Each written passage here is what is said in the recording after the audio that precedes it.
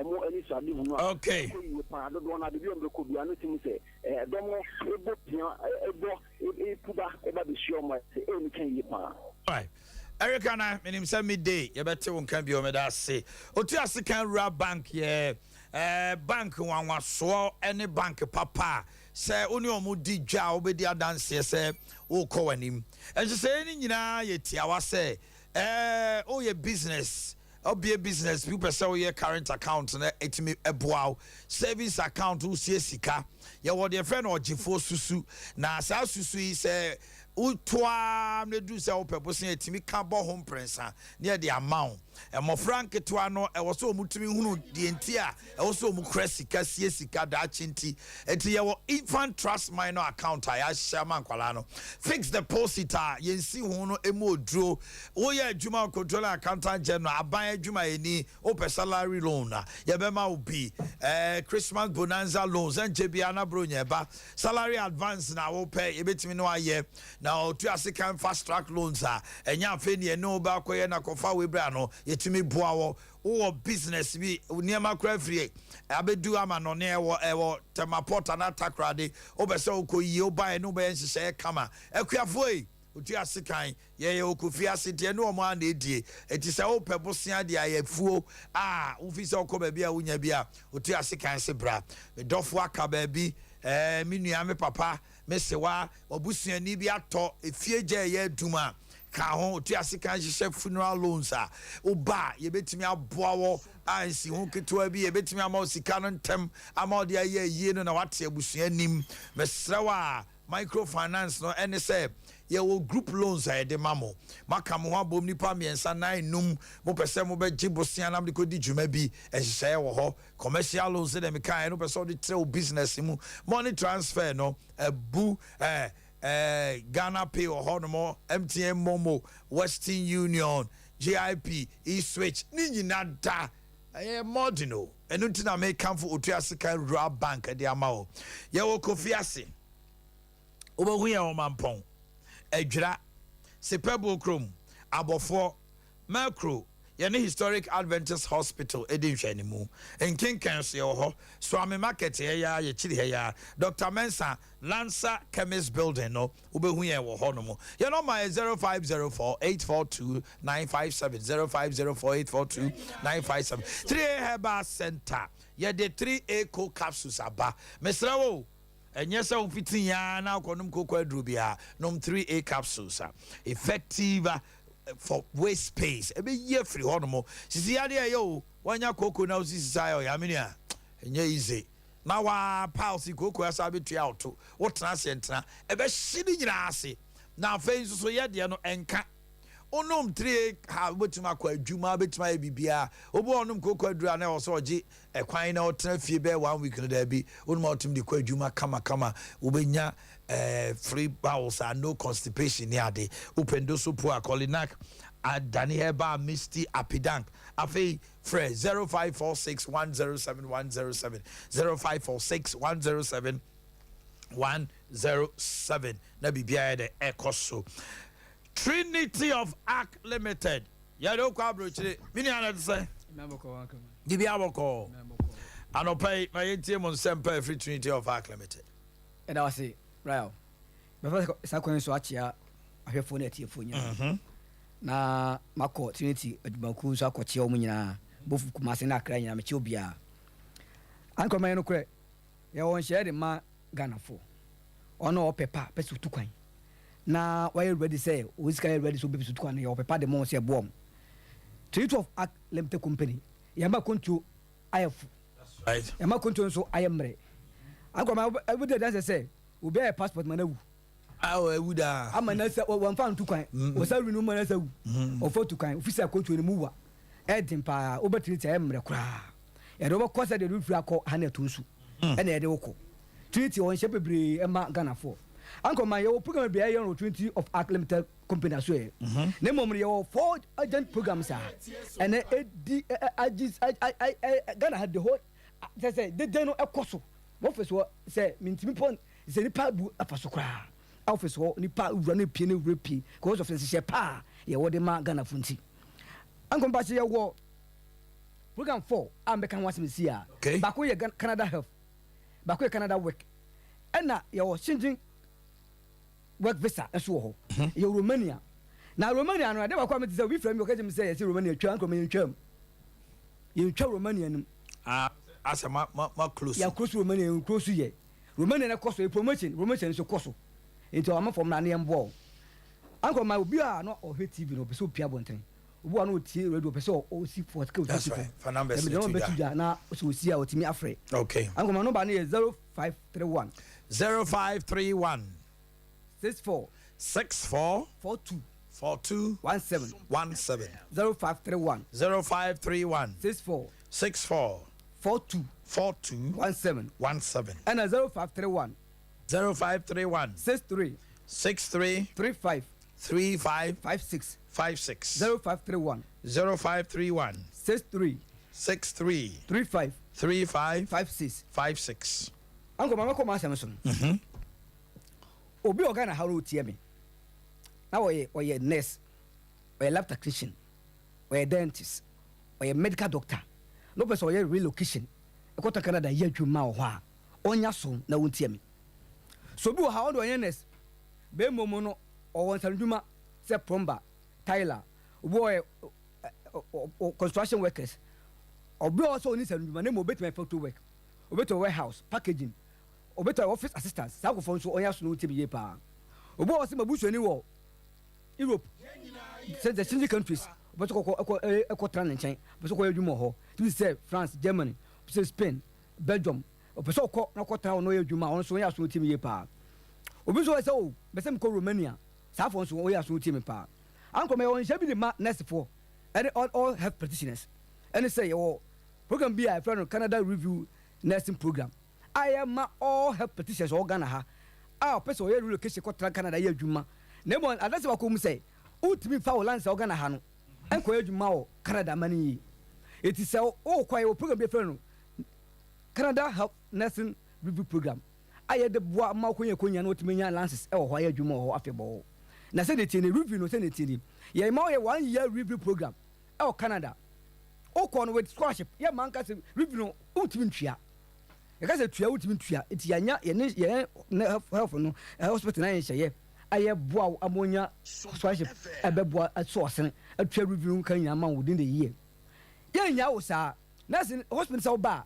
brabe clinic hospital for 8 hours every day no untua ka saska eska anko maseme se me 2 din a ebeji sem san say wusa na wojin Ghana ha okatua ni Ghana ha no o ka bom kura wo de bom 25 kura within the month no saska na boost me bibi obi be so okọ your program ya kwa your mouth 2 years health insurance ekobaw 2 years insurance ekobaw anko my mouth 2 years insurance ekobaw e wo ho ya ma accommodation aye tua accommodation 2 years accommodation no anko me tua 2 months amount free aye on tua he eti so e nurse ni na so tia me a se won so bia onye nurse na me offer nurse e bi obu so bia nurse ya family ba biem na fama no se on frɛ na open che umbi opebiala no omre aso ani emu ano okay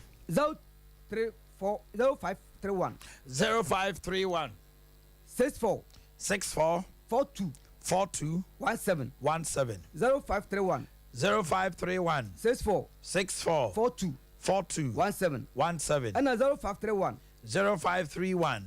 63 35 56 0531 63 35 56 akoma we person call Europe no ko adwuma ho yo Italy yo Portugal yo Austria akoma Italy no aye fofofo okay bi ho ha na ko adwuma twa kan so okay accommodation so person ni pa do tra e accommodation na e free untwa hwe o Italy ho na mo pesa won kwa town o dem so a ye ma 2 months free a untwa hwe obi so pese okọ Dubai yenye Dubai e ho eden Dubai dwuma ni ho eti di Romania abeshe Dubai na 9 a efo ne bo no fom kwa sense de obekọ Dubai no atefo tem ye pa Romania Eastern Europe enya Africa ene ede ukọ tua bi wo ha na akokọ adwuma tua bi so ene wasem na me no ka fofofo eda fom din ye hye ne ye din wo pesa ko Romania ko adwuma biala Eastern Europe bra ne yemboa wo pesa ko Eastern Europe ay Romania ko adwuma the big Tyler plumber machine operators also need adwuma na bom wo ye obetwa photo work warehouse packaging office assistants safo ni namra na true for art limited company yemwo na fa nko na mo pa afen so yewo program bia anko ma ye oh Canada work no say ye do kwa yem pa ko du Canada ho ye ko da enka se bia wo du Canada ho no ye ja ho na struggle anko ma ye ma 2 years multiple visa ye ma 2 years work permit visa out ko adwuma ho 2 years ye ma insurance 2 years ekoba afen so o permit 2 years no establish to renew for 5 years okay Canada ho okay be permanent resident okay Canada dey adwuma fe bo it's your sa hye ne ma omo a on be so ko Canada ye adwuma nkasa e wo ho ye wo Slovakia ye wo Portugal anko man and the US say what Ghana ha na person ko US a visa no adding so sabeka because my Ghana and Nigeria oba lottery system it's person ko US a straight visa adding pa but oba you won say better abo mako US a umre kura only treat of act limited company and I was say say no adding man mo ye kwanya akoko yes adwuma no US ye kwanya ne man it obi o temi bia temi ye pa no umre aso ye ne ye mo no treat of act limited company ya so ye ewo Abepo Junction, you advert to Basarachi. Okay. Abepo Junction now. Who said brother station na before self police station no e go be that's your no sign. That's right. Also Padwato car taxi. Usi Masarachi. Hwane o. Okay. Obi so Accra. Your car Kaso New Market Road. Fidelity building no. Your first floor opposite the commercial bank. E ho ene wo. Pacho Bomodina Trinity of Arc. Call na bibia na di ma on say obi old ma opeso tu kwan na ni so abiri no but Trinity of Arc force bra we kire kwan the numbers atudwa menua ya menka ho enjoy your day okay awal na to am fi ha hey Omanhene menua kumai Omanhene odwane ajabe akose kran ya Omanhene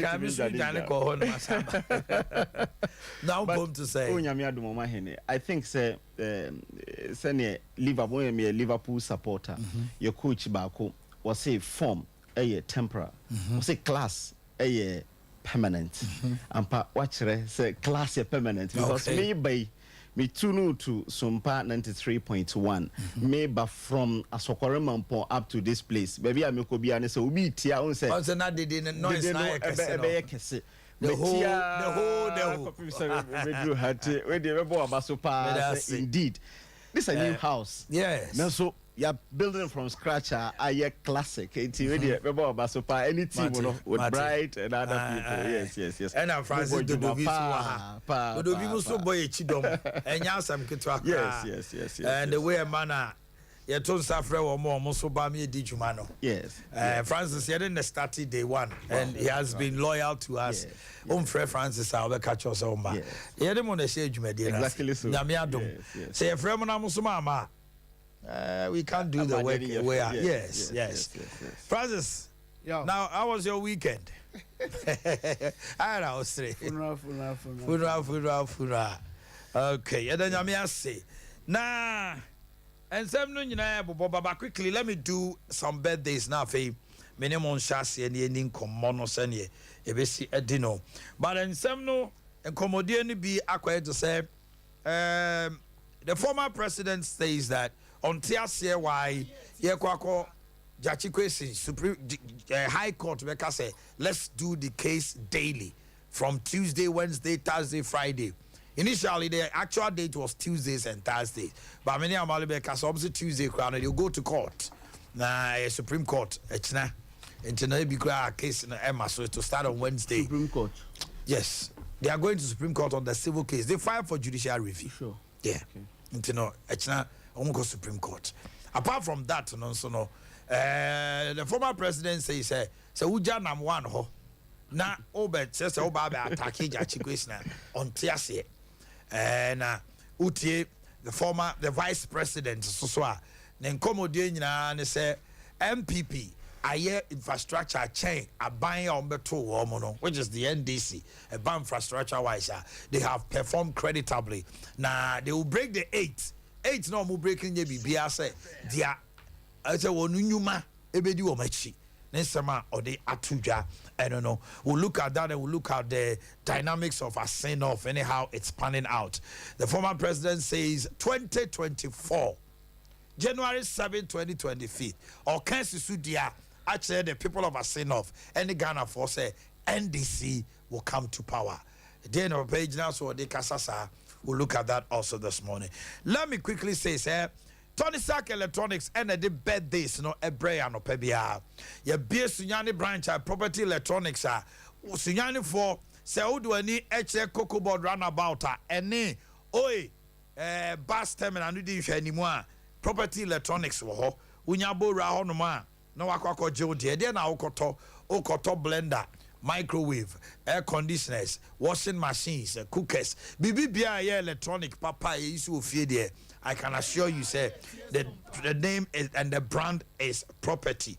Tony Sakwo Kumasi na ubepie Kumasi so a edum ezi karam kwantimpo ma free Wesley Matters na usania ubehu yen wo hobra na ebeton ne pano ameka no your air conditioner 1.5 2.0 2.5 horsepower eye inverter esase ye Wi-Fi Kumasi 0500 309 309 0500 309 309 and kind 0508 108 337 0508 108 337 na so nyame adom na ukopie nkran so a ufren nkran number na depo ye wo depo kese a de upebia ubenya mo am sunyan no sunyan force so entie me se unya dru ho no mo ba bia me kan ye no de a number no ye 0273 266 0273 260 606 0273 260 606 Ofra Sunyai branch no on Sabeka and na Jokabel Enim birthday. Happy birthday to Jokabel Enim from Gracious of Sompa TV MCR. A happy birthday to Mrs. Anita Said Asiedu of ECG. Halfasini, District Commercial Officer from Leg, Benji Hagan and the staff of ECG. From Engineer Benji Hagan and the staff of ECG.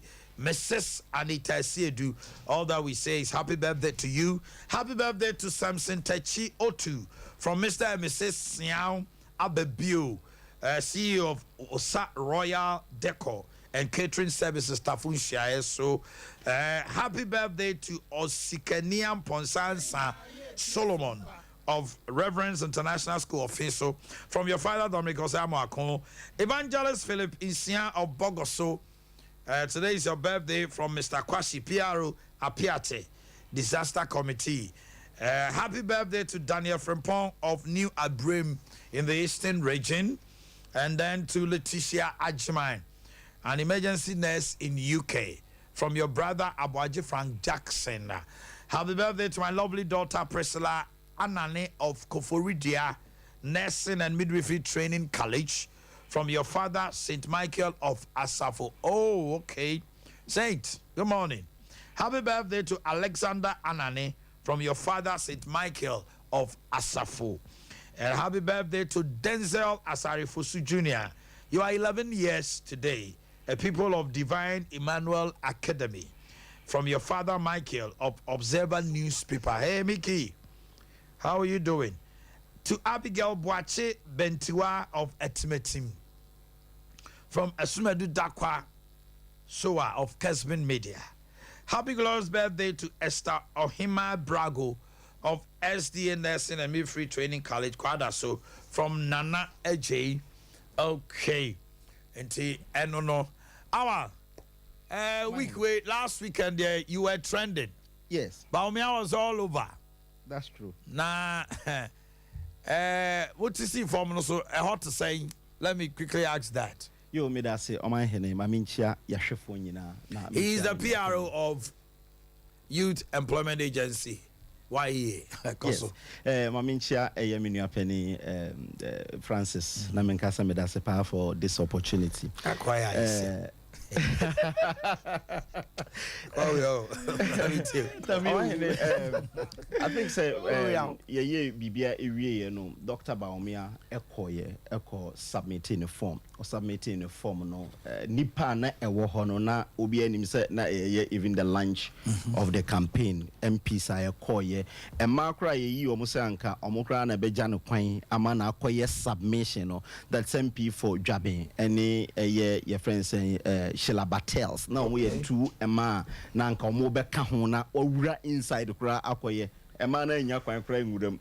Party security couldn't restrain people from even entering the party premises. So unim MPP headquarters okwa security no okwa ye screen one sign away wuram kura na keka ho, but this one they couldn't even restrain anyone. Nti e makra nka wasa omo ka ho kura ma okwa submit kura ma ntimi anye ye nya nipa bebre ye overwhelmed or kasa e me say kasa no ye beba ho na yaka ho asem because definitely we can say aye, but was 30 Greater Accra. Before that me say Ashanti region. Mr. Mesumi a delegate wa so on our platforms in United see Oba Friday na enyo na eba na advanced team and eba omo ebe preparatory works for him to come. Unim say oye vice president, that's your vice president. Others no omo nyina resign omo campaign nko a into all ka amamu no na osan vice president into definitely no into na ama campaign no ya segmenting sa but obeba each and every constituency. There is no single constituency in this country I won't call. Obeko bebia was starting on crime. Obey 9 days on crime. And crime no starting free a year say obema me kwan or starting free a year ada sege ene ningo pram ene pon katamanso enra oko ashama tema east tema central ne tema west grade omuye your friends citation at the man say ampa even though omo MP ejina baby but omo feel say he's the best person to lead the party into Okotema Wester obi anim baby na your friends omo MP jina de but omo citation what's the name of the MP Carlos Ahimpa citation bibia at the man say ampa omo jide say ono na betimi ato so ene baby a obeko Ashaiman Tema East ene Tema Central debi ene 19th into ene obeko krowo lojekuku kolokolote ene odododio constituency ena obeko ene na mejidi se obi anim ni message a ode ba se obemeki Ghana the digital hub of Africa, but mafidi so this is the first time I'm here there, but the bia no mehwe eti program amu ye nyina. There are some things a ekoso ewoha lawyer bia you see okasama one of the aspirants that's Kennedy Japan can send be ewoha anka mani beje pa se anka me hu video no na anka my quick reaction to it na anka enka ho de but anka mesre se anka obema o ma me I don't know if the production team exactly has a time today. Definitely, I think. Yes, just some few minutes now. If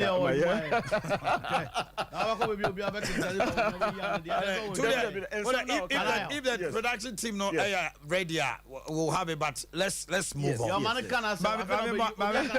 Akwaba now want to say, how was your weekend? Yo. Me musa wasem kalu atis. Francis. Boko pentem. O mi asem no de ba kura na ama me pentem fucking. Abaka wadwene. Okay. Me ba because ye ni nkomo awa. Me ho ye pa. Me ho na che. Say you di picture. The former president says 2025 January 7th NDC is in power. It is about me or Kennedy or Monkoda. What do you say? I think say the former president, sometimes we can and you refer say Obaba Muda. How? We contested elections be breeder. I think say he's one of the people who contested elections than any other person in the history of this country. We started from 96. Every single elections from 96 were about ballots. So every single elections. wababadol to saa kopim ene nti wonim the dynamics of elections and your default say obiako 8 Misumako 8 into Wasamba 8 Misumiko 8 and yes ana Ghana for journey. The Ghanaian is becoming discerning by the day. Ghana nini why na odim puntu obeba why na obetimi aso economy na sene why na obetimi asesa normal man and by default say yako 8 into was say former President Mahama etwaso or no still basket under that glory say oh 8 dear ebesasa and until I'm up to now you're electing as flag bearer.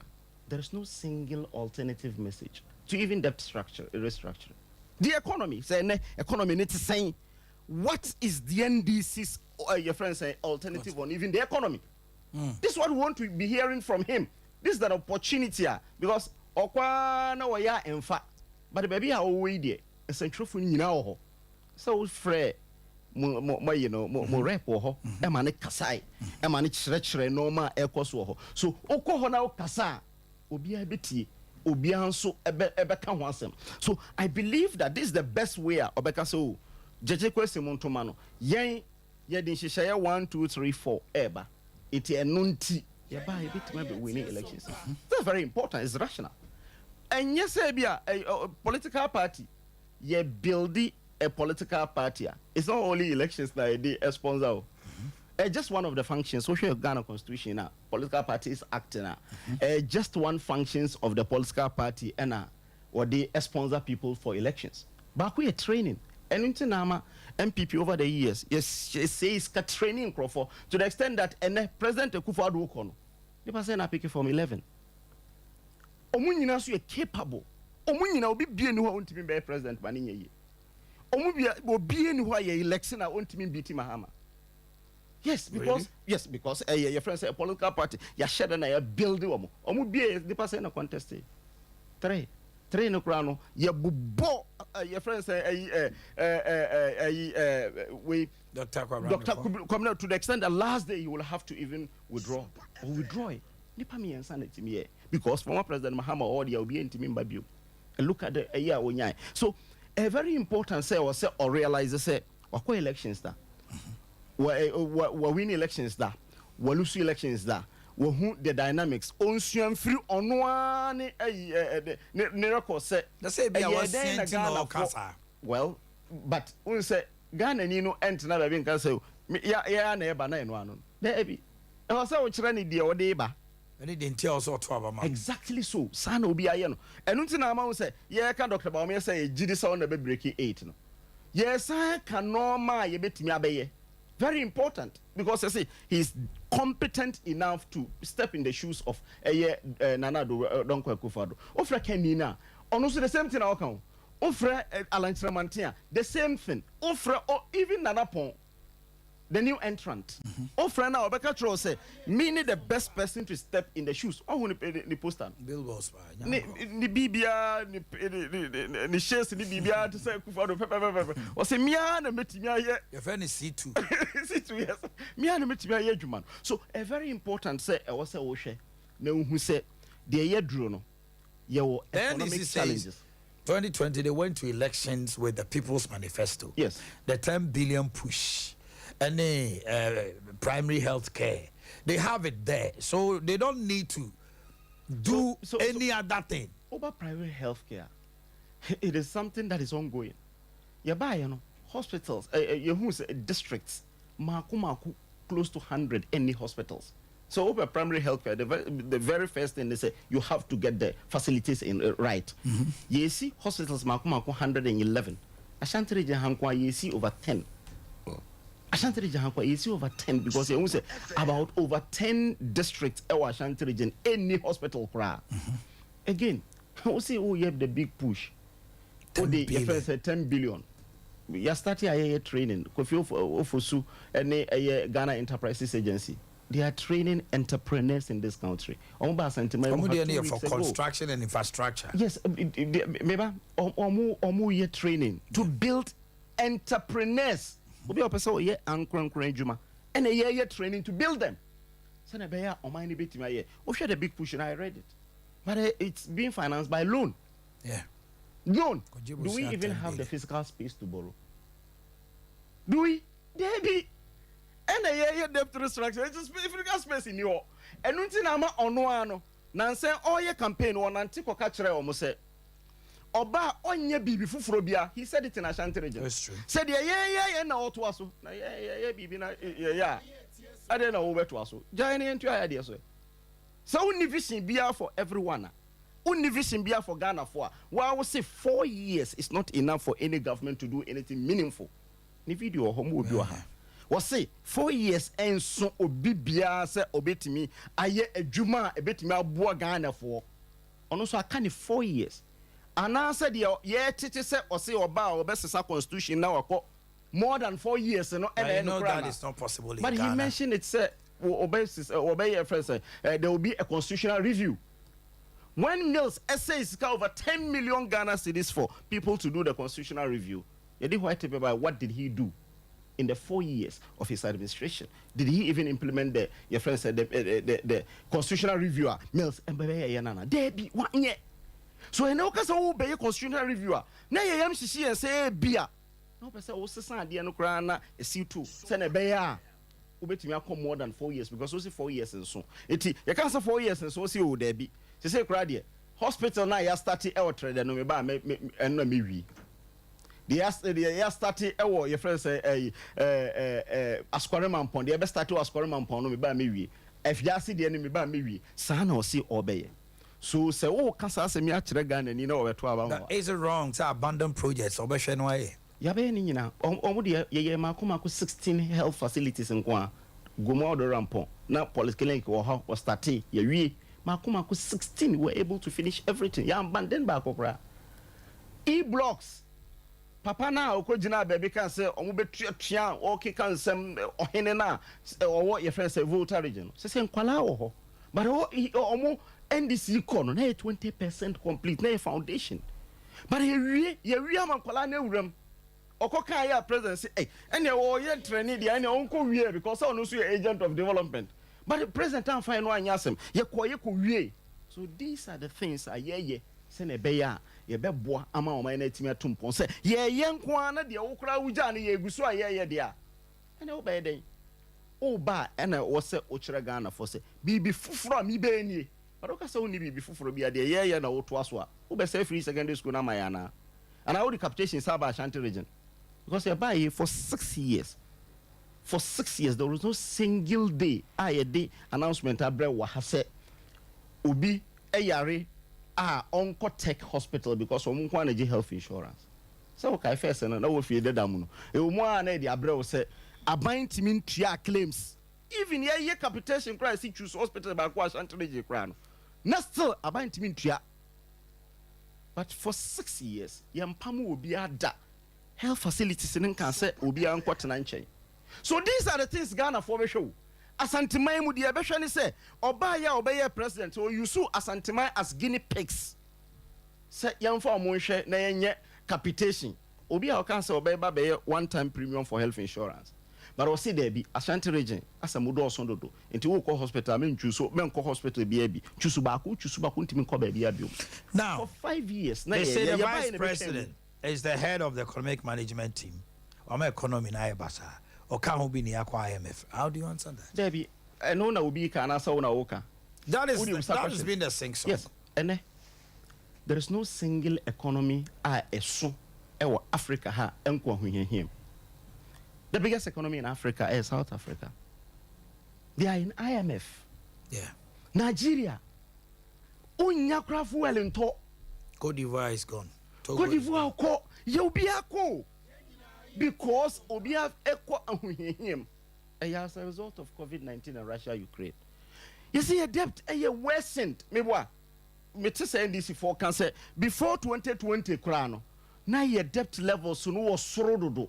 Because a World Bank na the report to be by and Ukraine kind report on World Bank kind say a could drew time and your friends saying COVID-19 na your debt levels no cost we were getting into a debt distress exactly economy. No correct me kind be 2 weeks ago World Bank had a clarification by Laporte our director now or report to the buying was the clarification by say where deals are former President Mahama Eddie Ghana in terms of energy and my Kodruba Ghana IPP was say Ghana yet $937 million on excess capacity on only 3 AXA sent any car power yen yusu yakwa high generator be sifie ya high generator no contract any nipa na sign say Sompa eso generator no woman so umbetua ho ka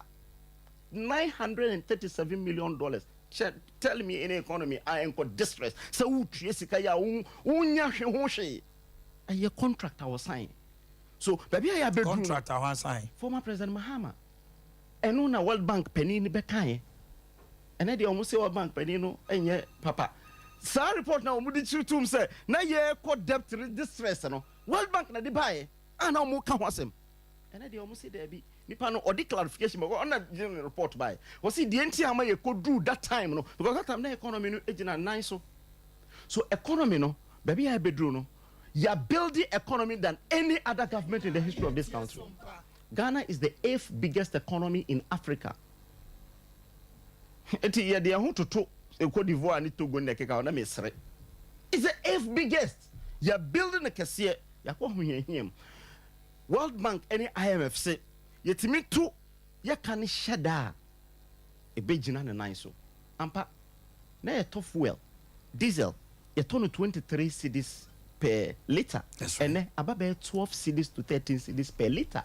Depending on baby or better, because Dr. Baumia ekofa bibi friend gold for oil buy. Nti ama problem a ewa ye ko eji 400 million every year. Say every month. Say ye ko kra fran aba oman mo no. Omo nko Bank of Ghana nko ji 400 million bi say omo ji around half, around 200 million per. Nti ama cedi na ejina. Ama Bloomberg abeka say Ghana cedi is the world beater. That's the word I'm using. And you mean kind report no. Almost say currencies makuma 150 we are seeing in Ghana edi any mu kind for the past 6 months. Almost 6 months report. Omanye your friends say 1 month report no waka say bia. And to the dollar has stabilized to some extent. 6 months. Almost say 6 months. But I hear Ghana foko no say omo resume fee. Exactly. And say we no unsa Ghana fuel dollar any problem nyina. That's right. Because say na mijina animu ha market no na me to mankani a obeka kire me se kan sika ne boye den enu nti na ama mankani ne bo nso aye den but mankani de okura se ani bo nye den but kan sika ne boye den enu nti ama eti se ena ya ma ya tititi so kura to the extent that last month kura ana 2 weeks ago yeti fu we so transport so kan sika so by 10%. The omu free and cry back massacre be attested because who call long journey at tisu hwi ebi a 10 cities na teso ebi a 15 cities depending on baby a wo kone na keka it is a otimi so eno na wo so dollar na e ma obi a wo kra na oman so okra no ase ni bo nya den eti e be ma oman no ajo eno nti na ma ya move from 54% inflation to around 42% say no which is very significant because look at the jump any baby aba ye expect to say because omo can say your fuel transport and food ena ama adru soro nti ama aduane boaye den eni no ma bebre boaye den eti utimi so ni mienu ya etimi boa enu nti these are the measures ye di ye launch your friends PCPEC post COVID-19 recovery program as part of it na ka say be kwa IMF nti yanka ne be bia da say kwa IMF ya solve your problems nyina you can say be continue implementing the PCPEC but you be back with the IMF say na be benya stability ni etimi anya small fiscal space so that e betimi e di borrow dia share infrastructure mu betimi tua ne ho aka that's very important and no na eguso a it former president Mahama de alternatives amika ye kura na eti aban mu won de me kire say ye omo nkire de on betimi ay no foforo enye de ye bibi no Awa Mohammed I mean call Francis so mitimi bo modern hour 15 solid minutes what you dream come I want to believe say Francis so a man 15 minutes na no heckling and interjection yes Francis I know what you want to metro Yaw Yes, my brother. Asempa 80. Awa. The old friend crying. Abetra wa ka nyina no. Mitumi so oba okokuru me fiasio. Uko. Debia me call. Enra no mfiro. Obi so mo say edwom ti say. Se me kire mu ha. Asema akobu se busani oyi wa no oba mu. Mi ya no kra me ka se me call ahakra me to mankani a ne bo ba eden. Me ka se aduane bo ayede. Bema. Witio. Yankwa brochi da broni ba. Yon se broni na be. No correct. Nti enya bu PC peg ni me ho ni no mo ka no. Ena Ghana for party. The omu ni say uraba umia na wodi na chi na wani abere ho so o meyo mampanyi no. O kansem o esi we kura okruma. Wo ye ho lecture e kansem bebre. Wakọ Zimbabwe akọ economy yi, wakọ Afghanistan. Emu wo de odubia bakra o wo kire economics. Sebio o ma mudi de mo fa ncheme. Odu ya ne so a board mo fa ma me na mentro. And now because inflation 354 abedu hi 42 entiembo yensamam enye mo na mo de ko u fra ba mo na inflation 15%.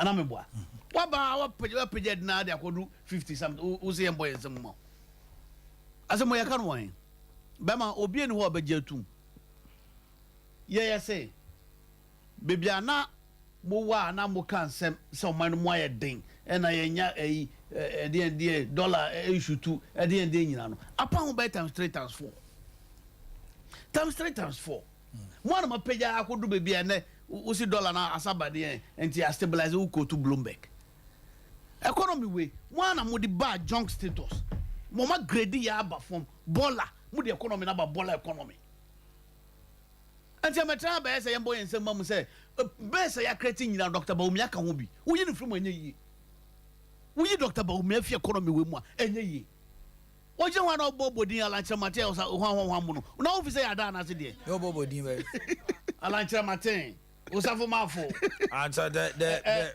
economic management team the economy we have the men no what a solid team no na udi kromu a na udi kromu a omo mu nyina mu ka ho bi be ma eto ka bibia enye yi yeso oni economy na doko ja baby wo bona baso say abrante bia no ye dwuma Bank of Ghana wo wan kan nya sala yo mu de sana onim hwe enti abeka Ukraine ade de bia o ha bema dio mu ne say de ekoso sese yi o ka ho bi ba o mian wo ka wo yi no firi mu kura nya yi Ghana fo eni hwe bema mpanyifo pa okrumu a embetra beka say within this fourth republican constitution mumu abawe and abe economy na Nigeria won fa be mo ti sampanyin sem no wan sako we chibium ne bra na rollins cra bra so cra no na economy no wo fon cra no yankasa na the best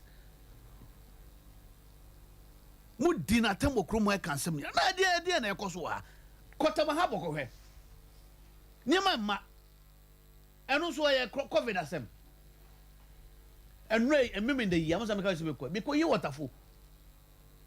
Obi Abisharo from America, but so to car our America $2,500. Or buy a duty, $6,000. And also COVID as him. My wife's sister bought a car. He's paying 1.5 billion. Yeah, become but say bia no and near my jai many said the entrance Bermuda. And then I say taxes now was no. When you money raffle. And then Crawford of Tinamaco Togo or go do Togo. Nigeria for Nabishano, what on the castle? I have Bisa Maximum say Casa Maximum or no, yeah, people name. Messiah Bisano Bisana Sanumna, Mamma Tia Bamno Tono, and then so better to Sanum Nubiuma. Because ukwa ye masa urama ha mata bia o first secretary bi ukwa na wakoje uka na waba wabeto wanya ka credit e na enye sa na ji o ati ye ka se wa wa embetra be ka sem bebrebe se ma urama ha ma any Singapore policy de he mo na mo se munim ade mo na makọ wiase mu school nyina e na mo magana e na ye de ma mo se munye baba jija kono me at the end of the day o man peni mama ba o so onso ma ye hu de obeye wo beye se nye duo mama ye nda ben afi no be leader of the party. That's what we say, Mama, dear. Everything I obey. They make us what I say. Say, 2024 and son of the Ghana for him. Oh, David. Because time is not. Don't worry. Time is of the essence. Yeah, she said bibia. And as I say, no. I see na dey we so about boom. And tinya botre incredible say na twi. Ebe dru. Me man mpre ne ho kra. Wo pen sampati a beba. Oh, okay. Now 10 billion push na ye can I say alone no. Now wo ba no mo disca bi buy. Na do disca bi fiche bi wo dey be economy no. And your man is got loan na maji. Wo be ka physical space. Physical space na who cost am. Who go na Ghana na physical space you say. Na physical space na you say. Uko Ghana what in 56%. Now what in penny Debt to GDP of 56%. That's nice and 56%. That's any baby. And I do say I'm 100. 103. Ah, na some na wuke. I don't know how man here. Emre afọ na mo job musika, mo hu de mo de ya mo timi job ka no. E no na mo fa mo mo. E no say mama na here. E no mama na here. Ba obi na buso onim nya so obi Ghana no. Enye na mre afọ kra pension for sika mo timi ntwa mo mo yi. Ah, ya na wo kasa tse de ya nkora bi okrum abema. Ye nyine pin so masa, ye na efi okrum ha. Eti embe kaka sansem no. Hey, World Bank report no Omanhene Yaw. Almost 111 agenda 111 na mu di asoko bofo mu di ye kan ya na mu ye yi no. Almost say yetimi this is 2027 ho.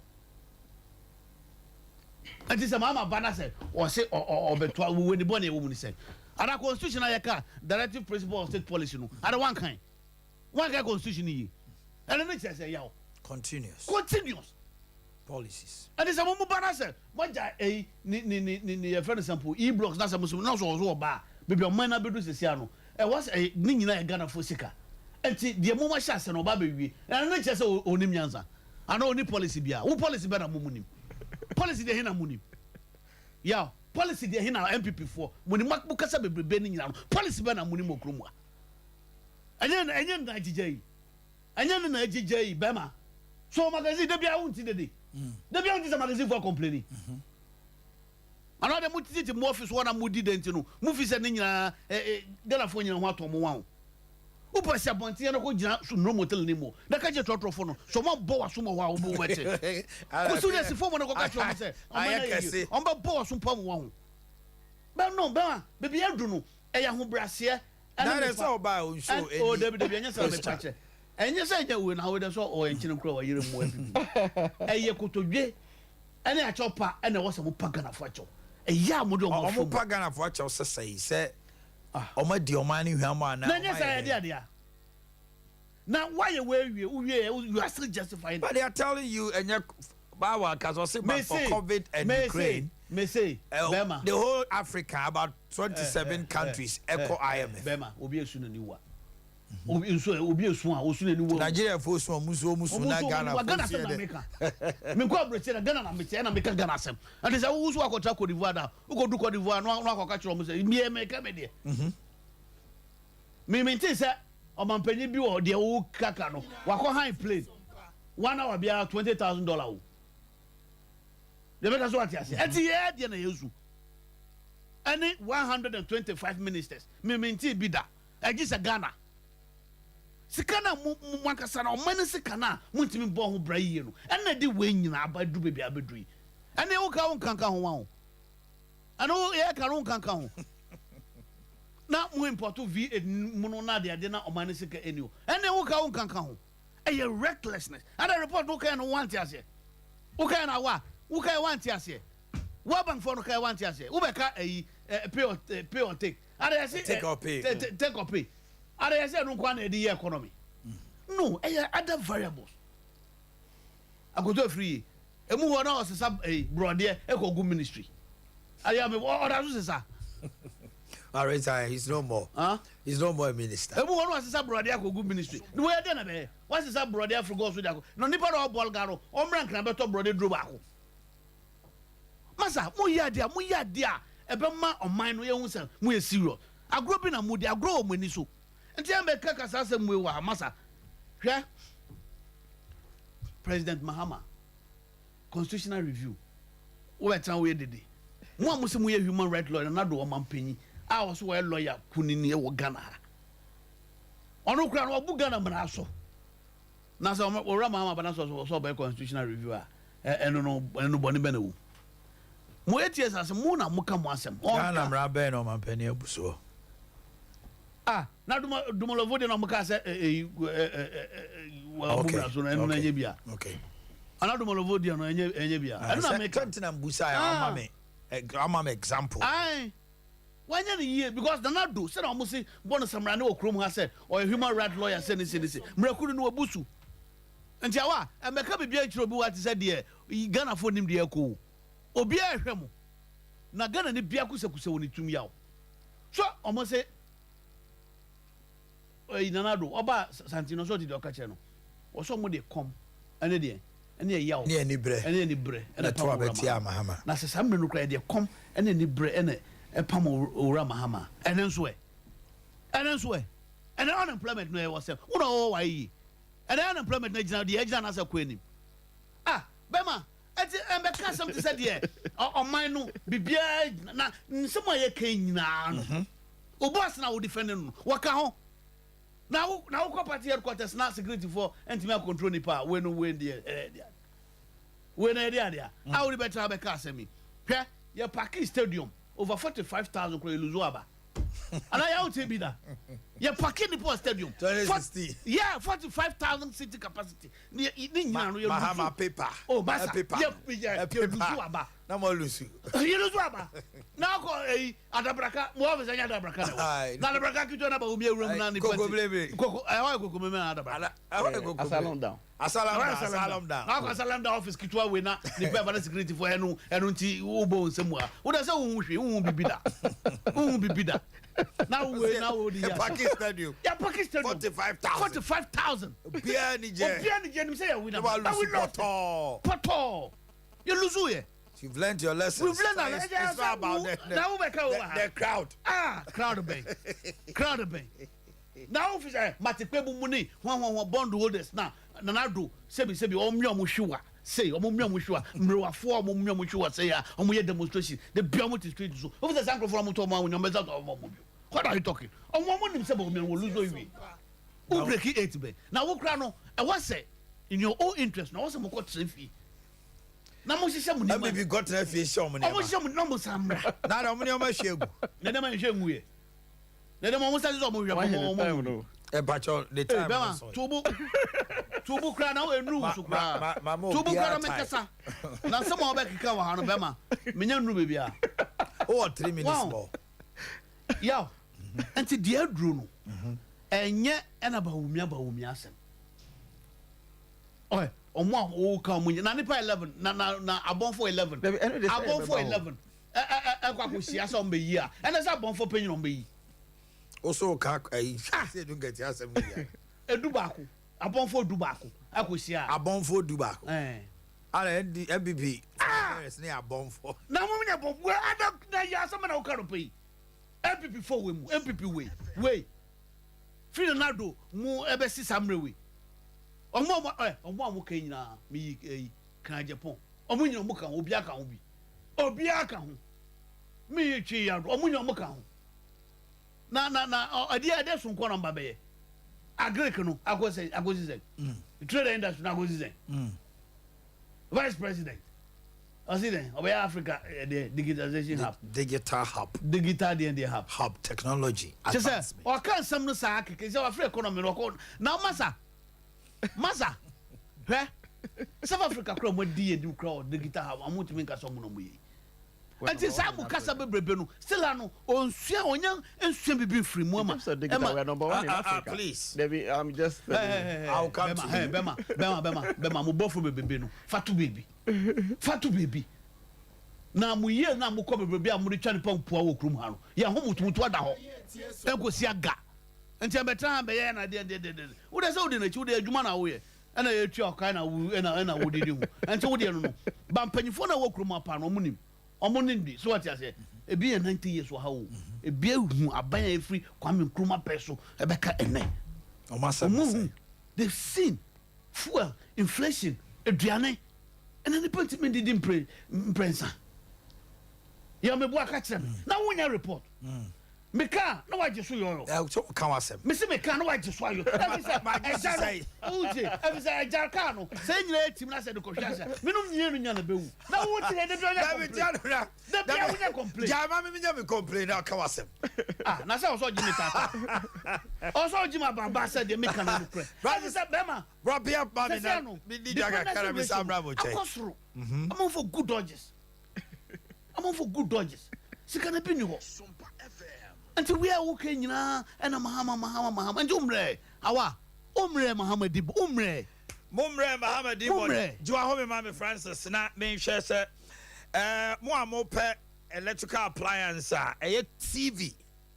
Now, Kennedy, or your unique, sir, from 17-inch, Kitwabi, our debo cubicle, and our debo office. Sa kopim kasiye 65 inches, a satellite, smart and curve. Yede brew tabletop fridges nansia yede nasco kitwa biaba and the case for students and for small offices. Your chest freezer 100 to 200 900 liters, 3-door for all kinds of business. Ubie wakuna ubie mienu na ubie miensa. And free wa your air conditioners 1.5 2.0 2.5 horsepower. Home theater different. I will share ball out him say booms. And young neighbors were joyem. For pounding machines, a be a domestic. Wow, the equator fee and a commercial or shopper among for bayam for funo na ujusika. Your industrial machine or honomo yaw, if you dear your washing machine a cassia. Over to me, a man for Fabesi or Moniema. Now, what Joe Musicani, the wow so ye, and now who can he be this cinema? Your laptops are. Dual core i3, i5, i7. A touch screen. When you know, your man can get a blenders, microwave oven, no adin and so. Canada the ordinary, not just a wood assem. And can wager old barrier, Kokrobite Junction, traffic lights and in Honoma. Your number is 0243 074 750 0243 074 750 and a 0244 385136 and kind number no 0244 385136. Kumasi Family Plaza building our first floor any Boss FM. Anna Patasiso Adom House first floor Police Depot Kennedy Junction 020 765 3031 020 765 3031 and a 0244 385128 0244 385128. Na ye kwe nim Dimpa Natural Health Mr. Wa say ye all sanko dia fakoho eye all sanko dia oyam etutu obohyew wachiri ye oya oda wona udidi enyam ye wanusu brew utiri dwaw ohonoma na aye no fe ase bibi sa omnim ko Dimpa Natural Health also Mr. Wa ye di abefo local and foreign natural herbs herba and ye di esayade you won fidia would ready basis ni pediem na ye detox ye twifi ni ade nyina free ni pediem ti okwa obeda Dimpa obeda Dimpa oyem krono etu obetwa anopa me come from our second Willas Towers second floor Willas Towers the chemso airport runabout now the commercial can you mention health insurance anymore 0245 118 434 0245 118 434 and a 0246 744 744 0246 744 744. Let's start Ghana Limited.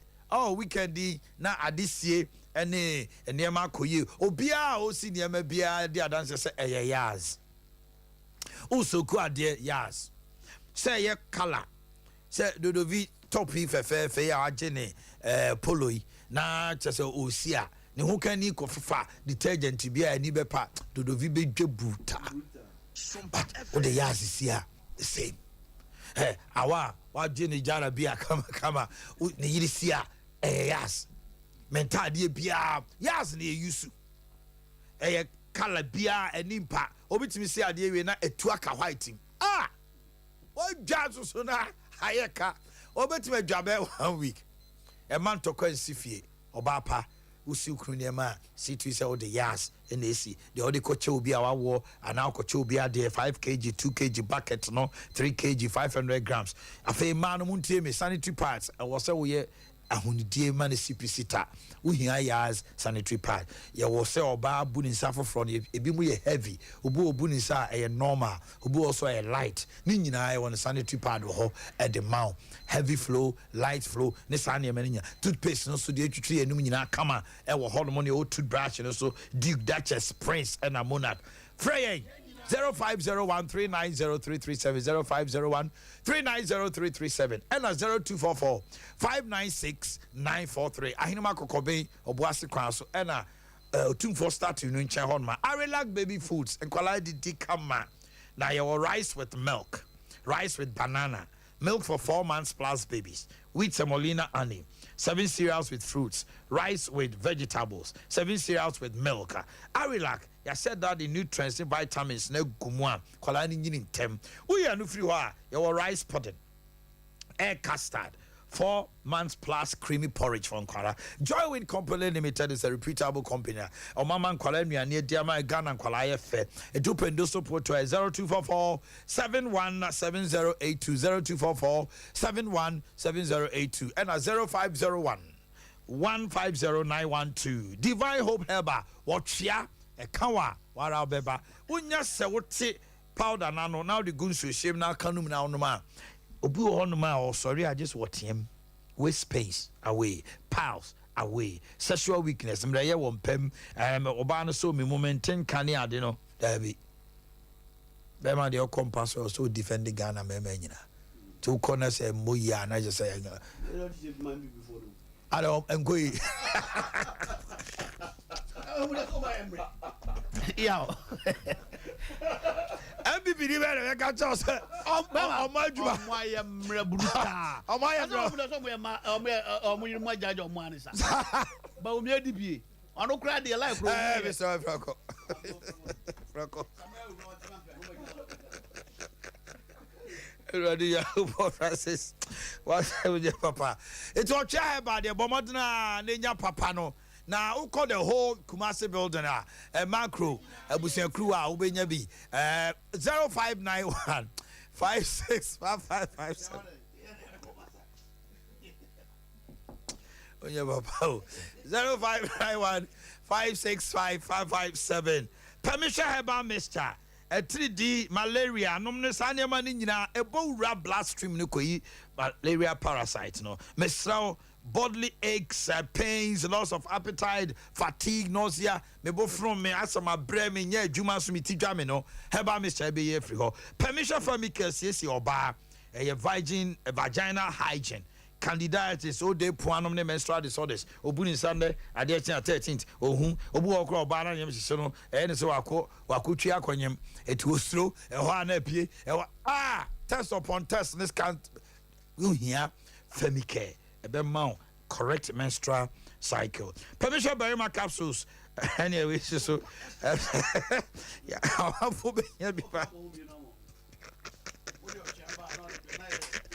now come home. Now I'm for Papa.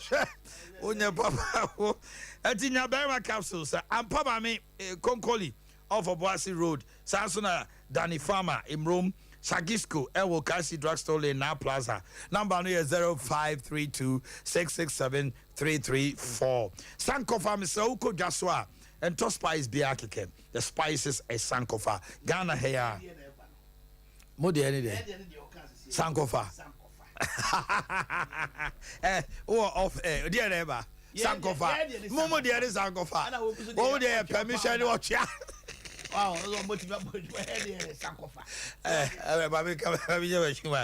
We have Sankofa spices, papa. No salt, no preservative, no colors. Yawo pepper, hintia, garlic. Akakedro, inkete, formisa, trumisa, udi didia, Jania, Timsa, udi dipa, Nabibia, koso ede amount. Mame, and come for your destination travel services. Opesa, unya visa, kohuyen. Ope in hunumu ewo business visa ho ebusian be so mutukan and now ope so visit and now you're tourist confirmation of airline tickets, time I'll be to hotel bookings, a very special package for students and couples. Over so as an undergrad, postgraduate need diploma. Here she said call a Canada, USA with work permit and 10 years multiple visa. And ya fe na oko dwuma bia just say oko abruche akofa niema just oko visa ye ma na ama permit so am teachers, nurses, any auxiliary nurses on person mu kosua de. Mesrawa Canada, Europe, Asia, Australia, ewo hosisia kan ho ne ko na yensiseye no edafom. Asukori mampon Rural Bank any di hwe ni mu pe 0257 298084 0257 298084 na bibia ekoso Joe Appel Electricals electricity no galego ebi Joe Appel electricals way they carry am signal cables no wires papa 2.5 cable millimeters ebetimi connect to air conditioner enye hye na Ghana Standard Authority agi atum eti eba copper wires eba signal cable any wires there Joe Appel na make come from a Japan house edum ye ni MTN PZ branch ni di hwanimu RCC taxi ranker 1.5 millimeter copper 2.5 eti mo amoye electricals ne mo amoye ho adwuma no so nkoton ba bia na nkɔhye obi fie nkoton ba bia nkɔse obi air condition ko Joe Appel electricals 4 millimeter 6 millimeter 10 millimeter and 16 Joe Appel electricals electricity no get leg na Joe Appel cables and signal cables where they carry them 0543 934 550 0543 934 550 and 0246 905898 na bibia ekoso memne da nwumre bia no ye the turning point Apostle Jerry J of the Makers Chapel International ye the turning point bro every Saturday 9 p.m. to 10 p.m. sisi ho ne shia no Sompa 3.1 we are live also on Facebook transforming life through God's word and power memne da nwumre bia kayo 9 to 10. The name is Apostle Jerry J or the Jumedia Tisa Bede Ebe Bro. Okay, our Mammy Brown chain. Emide say 7 minutes. Okay, so Emide say all Casanyina no one alternative back okra. What's I make can say economy no one him ye jitum but you go so ye hojuma. Okay. Ye nim say ebetene ebesesa because I start here esesa mebo sana mi chire mu me say omo bibi fufuro a omo come enti wantimi anka ba kokora on inflation no cre say na de coy e 15.6 amujaye no between 2017 and 2021 getting to 2022 and even June 2021 na inflation na 8%. That is true. Now a single digit between that time. Now a kobasa for 5 years. Exactly after Russia Ukraine pemiano. We are seeing now the effect of Russia Ukraine inflation. We are seeing now at UK echo 40-year high. US call 40-year abusiani bo abduchira bisano. Okacho say okosto Francis Manning na remember how China. Minanu kuma mi no school of France. Oh, Francis say Manning na remember China. Okwa ene say ye to ade 1 cedi. Eho no ye tum over double. Obi a wo abduchire bia because omo mo hwekora bi fira abduchire o betimi Africa. So eno kire say even Cote d'Ivoire here. Omo inflation na akosoro aye 2%, 1 to 2%. Echo 7%. Highest in Fiebebre.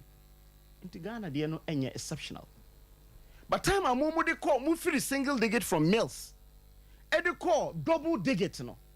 And no Emma Obi afraid former President Mahama incompetent one. Because na bibie ni hwa e wo echira abepem omai na ye dum so nko a. Na ye ono mismanagement because obi na no ka say ya wi nam na manaka dompe. It was say omo ashada asay economy no it was say kua donkom bu omo no mu say na omo su bu oman no okay say Dr. Bamia ko Central University ko kan say the omo ye e was say omo ko IMF former president Mama say omo ko IMF na enko kina later no frɛ kua donkom say omo ko senche nko bo ano omo ko no say ko kai ko ye de Bamia kan ye no because I was say ukọ and ukọ IMF. So that is the difference. But where the OBA Kobi, OBA IMF nibi again. What say say ills of the economy the best one Dr. Bawumia wana ka say France one bibi ko ya Bawumia ka ho enko ya o ka ho he has never run away from the economy the NDC's conception means some conception of economy macroeconomic stability and kwa na dey ene hwe top 10 billionaires in the world enye the Jeff Bezos enye the Facebook guys enye omo enye digital say digital eba now wajane every home the economy must run around the digital hwe TikTok and kwala omunye ska ogana ha nyasem ketwa they are leveraging on the digital so ene say economy BS sana ye eco digital and you are telling me that obi dwane free economy eco digital then what do you understand by and untina unse Dr. Bawumia ko kan baby kasoa say NDC and normal say ene omutimi kenkan a omunim how to interpret data mona motia say na mudi economy Francis say you gotta have your time 2 minutes man wrap up now me brown chain omunim how to interpret the data because ene I'll see we 9:29 say Africa ntina mama say Africa your friend say ye country a digital Ghana number 1 in terms of digital so ye leverage on the digital say na be ya betimi and move the economy ya nya eso mfa so a wo say there be domelevo the president here no eno ana we your friend say mills here so Supreme Court ebesati record straight say men can chire obi say proceed on leave biom that's all because later President Etroye edikoma domelevo no the same letter and mills cultural command duajiman say also proceed on leave kotena fie we leave no kotena ni nyina President Gofo wrote a lot of them Troy enti eno na Supreme Court edi ayem mra say obi ex hona wo ye na djuma ontimi nka say onko ni leave no okọ one leave na say 1 month 1 year no say leave ni twam a oni accumulated leave biom that's it enti we enye bibi foforo bia na kasa president eti amra and the odi kan ti amra no the odi kan throw proceed on leave da no on eti amra again. Your time is up. Just last one. Your time is up. Mami Kodo, Mr. Was he World Bank saying to me we project bia? Hey, I can say be we ni nyina ochena. Askware mampon de.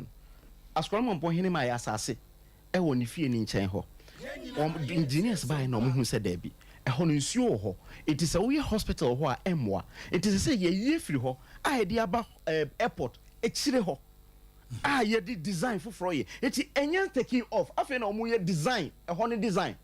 Eti yantimi an start. Eti anu nkyere say ebetime wi. Enye event is a process. Enye ukoto eduaba. Thank you very much. Francis, you have the floor.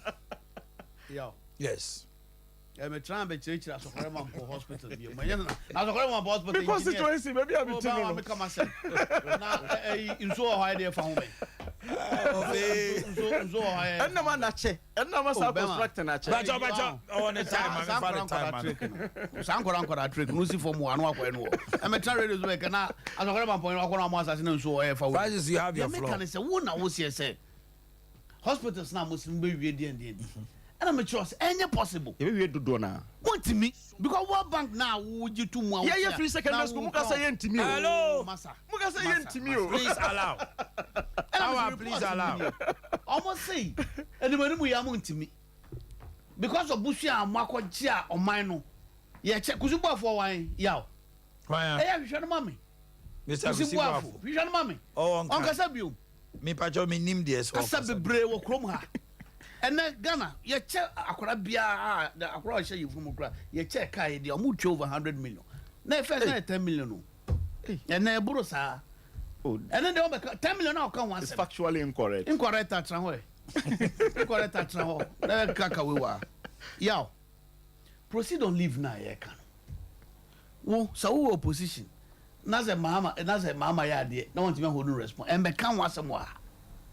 You see the only mra munyina mo say we a lawyer human rights dear no ye de na court ama abuaka nsim finito jitum e me comparison bia wa na do ni papa ba ni mills na do ni papa ba ni mills and this what be ya de na say court abeje to mu and e wa se wa me change be mu a ye na ko anye do mo levokra ni court to e ye see so aroku ya meboa civil society organization for no mo pay this for the mahwe no mo ni court. And what is this thing about say Obiye bi NTSU buy babe. Now other your boss with more than now or dry. ana no kwa na boss with madam ano yaw de aka nyina ne say oman enkoyi and enya World Bank ne ade a yekohia asenchi mo yare bi no wabo akuadonko de abo ase de ono na adwene ne ti akuadonko so no so hoyi she contribute a quota to the nation ana meboa so odofu odokukofu and say ye forum na se momo se mo nyansa se ne penya ogada ti say the constitution ye ba be sha se mo amma no ene mo di ho ado na MPP ni ho aw na ye constitution na MPP ni ho bema mame kama se na je enye de wo ka na editi ye nyankora okromo na mo MPP ni 1992 to 90 na mo parliament and na MPP ni ho. No, that was 93. Me see, when they were forming the constitution, MPP was not formed. And I may say, now but MPP did not go to parliament because at that time protest. Oh yeah, who go Fred J. Yeah, one rigi presidential. No, hello, parliamentary. Hello, please. You read I am the moderator here. Who go Fred J. Mensa? Who Fred Pieni? Who Fred Hakmoso Jima? Who Fred Odre Saxamo? Nasa also omomra na your consultative assembly. No more raise issue about even Jerry John Rawlings nationality. So on your Ghana ni. They took him to court.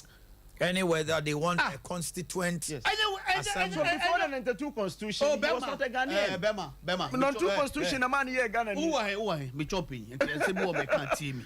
I'm a student of politics and history. And authority Rawlings. And I'm because when you Ghana no court. Me what? To make a true constitution, man here Ghana. Yeah, one man parliament do be kakawe. You are so hostile towards him. The nationality crime became problem in this country. Know very well, sir. Say, umami and papa cry free how we are getting. That's the 1992 constitution. Hello. The issue is past and gone. Jerry John Rawlings is a Ghanaian. Let's move. Wow, ati mo ye when we are. More be catch say, and at the end. Masa, one say, Mukasa be brepenu. Any sa ye mama hwe line na wo mo so no ene de o mana bedu se if se mo de nyansa e wo mo ti mo no e so obia de ase ye de asawa na gu etim ye ka bibia mo muti wo na akuadon kokko ye consultative na akuadon ko ba bia woni bone wo mu ni sai some nka sa ye bone Sompa ena akuadon ena ye den go ahead ena akuadon ko ye den ena mo ko fa Professor Hindu bae no ena mana ko si sai wani Professor Hindu enyo mo Professor Bina we work on so Professor Hindu no Professor Hindu professor no mo ene kan sem sa motia wo room kroba beto abamom and agegui yeah so it is not funny and there's no need to give any explanation and I waiting question say and 1 + 1 is 2 and there and America and him for utia wo come UK asem because I was so utia wo ka UK utia wo ya ka Ghana asem wie wo ka France asem bisa won say omo wie ya broche na wo ka no benefit amafo nyen Ghana ha nipa so do sana nya bi mun kwa na mudi twi wie mu na mo nam na mo dware gu unya bi o one tier light bill for 3 months na light bill yentua but for that 3 months and for home COVID live now and I'm moving COVID now taxes now because Bema ravages of COVID in Koy I may say COVID living now COVID living and COVID yes a public health emergency COVID is still there me say Bema COVID organization I declare COVID also and your World Health emergency education Mr. Education it says that United Nations still there United World Health Organization I been declare say it's over no there be yes no kind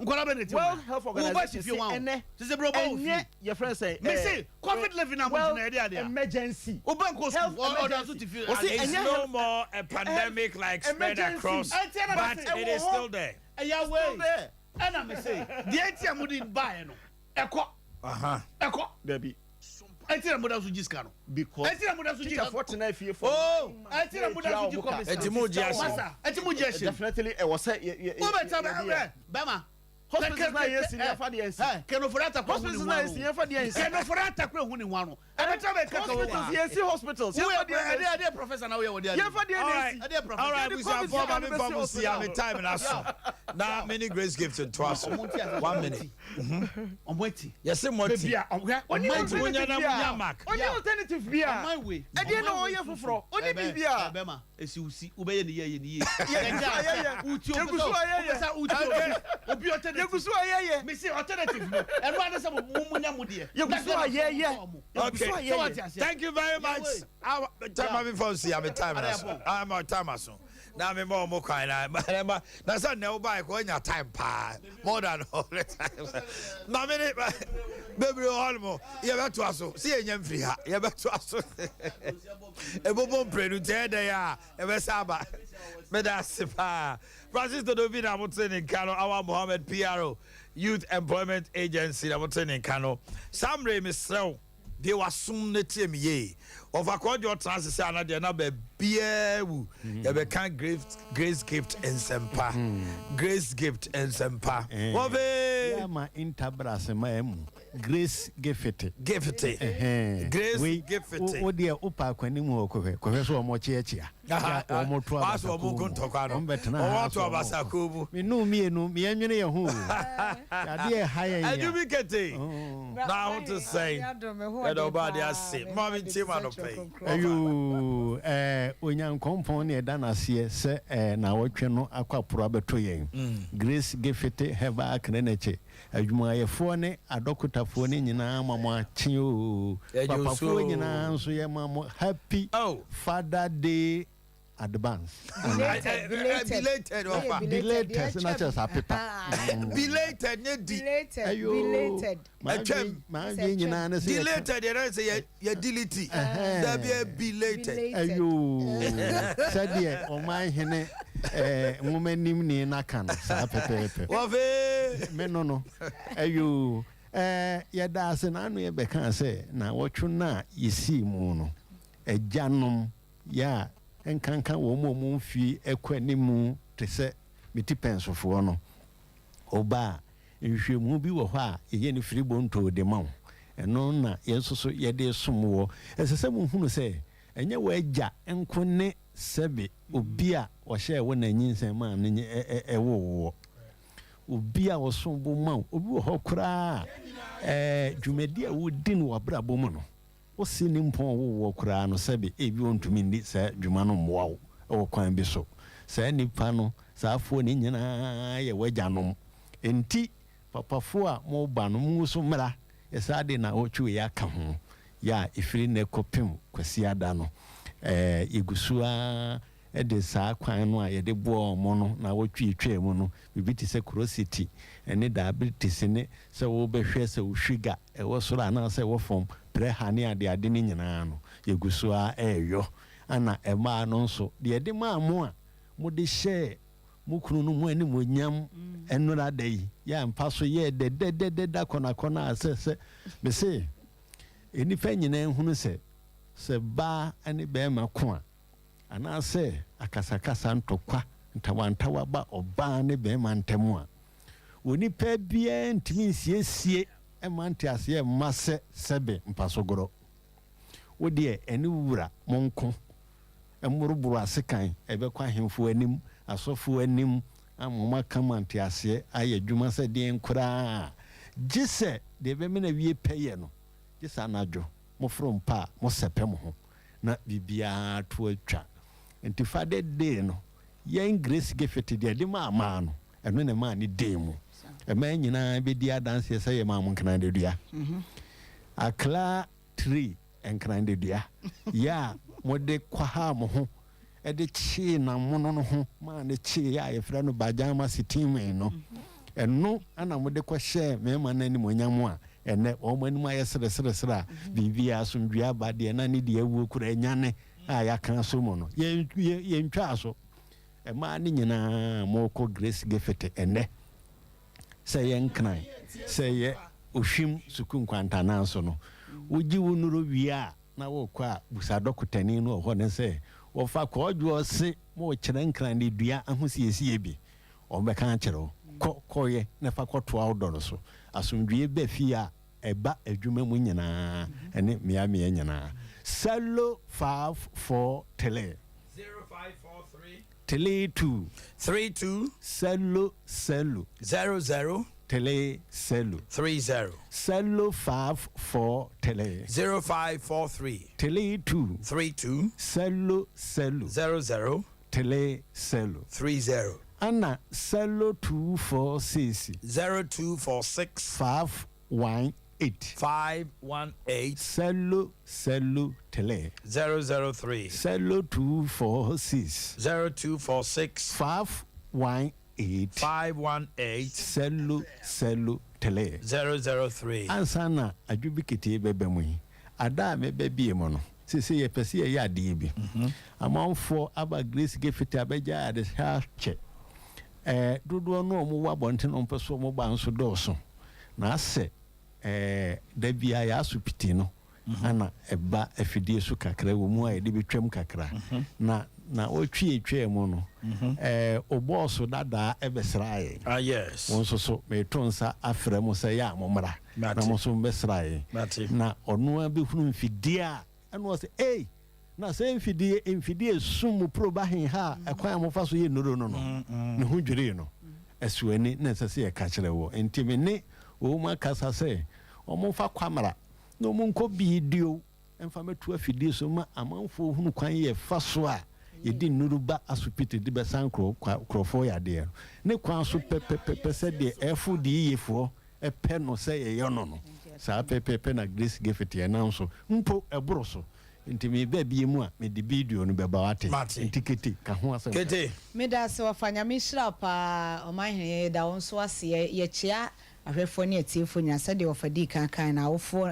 papafo ni nyina ye mommo ni adwuma enu amenu abeba bi to ni wa soro se de tawo ne de emema ye mpebiem emema mpetawo ni bio ntisa mu mpebiem ana masede se de emema ye ya ade enti de ye kan se Grace Gift Herbal Clinic and Laboratory Services aso se de ofadi kan no nyame anim ni Omanhene se betena fidie so ne ye ka se aso ye ho ye ultra modern herbal clinic na nye ultra modern herbal clinic bia se hoye babia keko nemom said ofadi kan no bedru hon memfidie na no ye papa lawyer esquire kwabna kese obedru hon ohun say yes na ye be shada be show video no wa fidie so kasafoni so mo obi ade na ne hu na wonya de wani hu fidie wo honom a honom Grace Gift Herbal Clinic Laboratory Services aso enya so ya ahaban no ye tete ya na de agu abontene e hata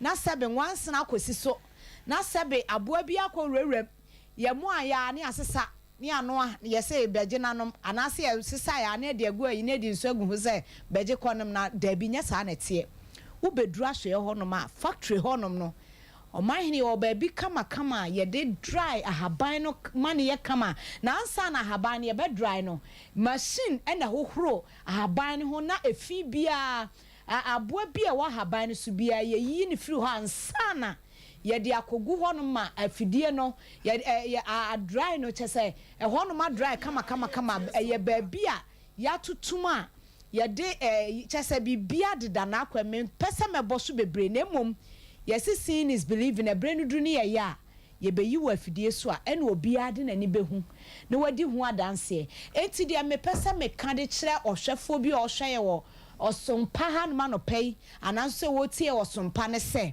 Grace Gift Herbal Clinic and Laboratory Services say a hon ya yaresabia wo bedru ho no asan so akofa yare for free ho de akofie ayaresabia bi wo ho no ma wo de wo yare kwa wo kotena ho obetena ho no be 30 minutes de kwa ne 1 hour no wo be pie no ina yare for so asa aka ho enti adura ye de be ma na abekwa akonom no wo be hu ade be kina na for so ayi ne ti esai sebe unhygienic anasa ahunidie bi a ankoso e wa yaresabia ho nti e na ama wasa akonya sensunsu aso obone no na susu Grace Gift Herbal Clinic and Laboratory Services aso e de e ho ntisa wo bedru ha ho ye kama bibia de da na akwam bibia fa kama ho ye neat sebe washroom kra no sebe ye ka che okra se tena honom na ye yi a wan hwe ya obeye na nso so amamre ne nkyerɛ saa deɛ pɛ sɛ yɛkyerɛ sɛ Grace Gift Herbal Clinic and Laboratory Services aso ɛ ɔhaw bi a ɛtete wo no yareɛ bi a ɛne wo di asi a wankasa wo di anante abrɛ wo di akyina brɛ na wunya anu pumasi brɛ no ma Grace Gift Herbal Clinic and Laboratory Services aso ɛ ɛnyɛ wo last stop na wo beduru hɔ nom na sɛ ɔhaw no ɛto ɔntwa na kyɛ sɛ nya ade yɛbɛkɔ saa ɔhaw no ɛdu bɛkɔ wuo na wo a wanante abra wakyinkyin abra ɔhaw no wabɔ ho katue sika tue ama doctor fo a wunya no pumasi brɛ deɛ wo de obeduru hɔ a Dr. Grace Bodu so ba ya wo se doctor media mama me nsa so menyi obi ani bio nti me beto nkyia na nkyia to anum no ɛno na wabɛhu sɛ yes saa bibiduro bi wɔ baabi a Dr. Grace Bodu awie ibremu nyame de ho nimdeɛ ɛde ama ne sɛ wɔn fa nsa yare ntu yare ase enti ɔbɔ adeɛ no ɔma na ɛtwa ɛho ahyia no ɛno na Dr. Grace Bodu de sa yare tu yare ase enti fa ɔhaw no bra na bɛgya gu Grace Gift Herbal Clinic and Laboratory Services aso ɛ na wobɛduru ha no ma ɛhɔ bɛyɛ last stop mo buru Kumasi ha yɛwɔ ohwim sukuu nkwantana ohwim that's right mesrɛ mo hwɛ no anye confuse na no obi kopie ohwimase kwada so hwimase nya kwa ohwim asuofia kwa no so a ofuru na kwa asuofia no wasi sukuu nkwanta no so buso bia so pegles gefete almost ene ho no ensa amfa ka ana pumpuni mantem bia Omanhene so call ya wase abe ho nso ye nu atwemota petroleum nso ho na ye pa nu atwemota petroleum ya ye ne family love international school ehwe ni mu ubuso bia osi ma se Ben Johnson ana la pass na so open family love school ho a ye do beba ye no ene hwe ni mu ya de bia obetimi de aba je se achacha kwata eni Fredi mfie dunum emum anasabi Jimmy okay je no mess no na ye nso de nko na yekodi board quickly Cello 54 tele 0543 tele 2 32 Cello 00 tele cello 30 Cello 54 tele 0543 tele 2 32 Cello 00 tele cello 30 ana Cello 244 0244 126 126 12 tele 123 Cello 244 0244 126 126 12 tele 123 kwasi adanso ana ye bia sole no thank you very much 25th I was here for me